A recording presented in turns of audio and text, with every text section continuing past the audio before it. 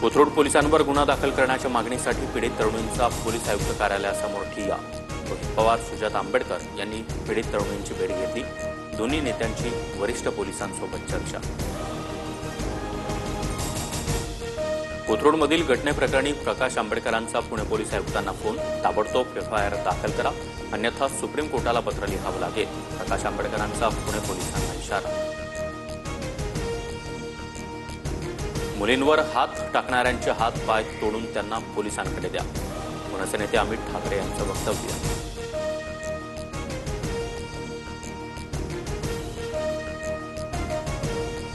यवतमध्ये शांतता भंग करण्याचं काम करणारे सरकारमध्येच। कायद्याचं राज्य उलथवून टाकण्यासाठी 2 आमदार बाहेरून आले। पुण्यातल्या यवतमधील राड्यावरून सामनातून सरकारवर निशाणा। परळीमधील महादेव मुंडे हत्या प्रकरणातील आरोपी देश सोडून जाण्याच्या प्रयत्नात। रोहित पवार यांचा आरोप, पोलीस यंत्रणांनी खातरजमा करून त्वरित कारवाई करण्याची मागणी। धनंजय मुंडेंना सरकारी बंगला सोडवेना।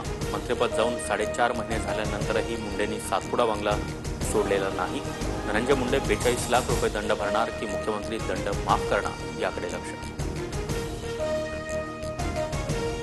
मराठा आरक्षणासाठी मनोज जरांगेंची पुन्हा एकदा चलो मुंबईची हाक। 29 ऑगस्टला मराठा आंदोलक मुंबईत धडकणार, मनोज जरांगेंची घोषणा। मुख्यमंत्री देवेंद्र फडणवीस आज मंत्रालयात विविध विषयांवर बैठका घेणार। मुख्यमंत्र्यांकडून विविध विभागांचा आढावा घेण्यात येणार।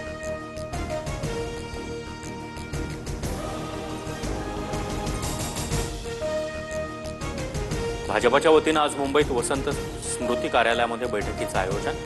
मुंबईतील सर्वच कमिट्यांची बैठक। पालिका निवडणुकीच्या पार्श्वभूमीवर दिवसभर बैठकांचं सत्र।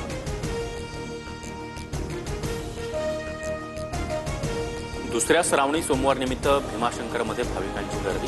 रात्री 12 वाजल्यापासूनच दर्शनासाठी भाविकांच्या रांगा। दर्शन रांगेत बसण्याची व्यवस्था नसल्यानं भाविकांची गैरसोय।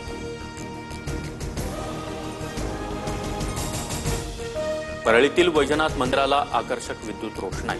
मंदिराच्या गाभाऱ्यामध्ये वेगवेगळ्या फुलांच्या आरास। रात्री 12 वाजल्यापासूनच भाविकांसाठी मंदिर खुलं।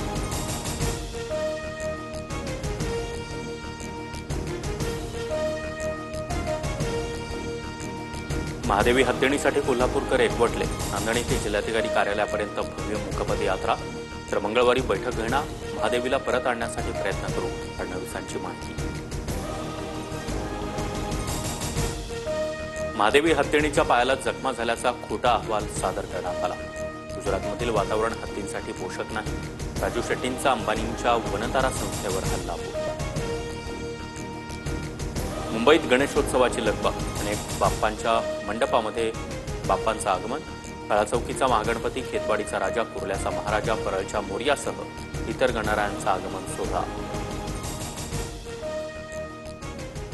मराठी मॅट्रिमोनीवर मिळतो सगळ्यात जास्त चॉईस।